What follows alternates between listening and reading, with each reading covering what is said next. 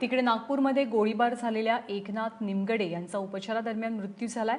Morning वॉकवरनं परतत असताना 72 वर्षीय निमगडे यांच्यावरती अज्ञाताकडनं 6 गोळ्या झाडण्यात आल्या होत्या।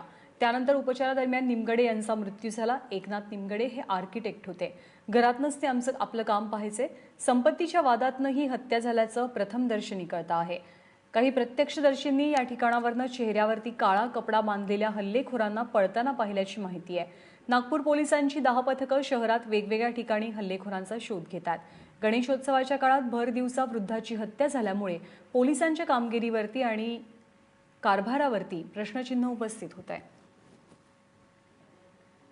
प्रॉपर्टीचे वाद असावा असा प्राथमिक संशय त्यांच्या नातेवाईकांनी घेतले आहे। आता या मुद्द्यावर डिटेल चौकशी सुरू आहे।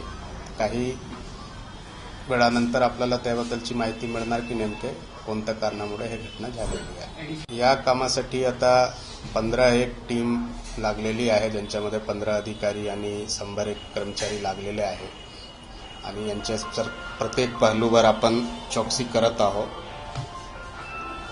प्रत्येक पहलूवर आपण चौकशी करण्यासाठी टीम केलेली आहे आणि त्यांना सर्वांना कामचे वाटप करून त्यांच्याकडून आढावा घेणे आता सुरू आहे।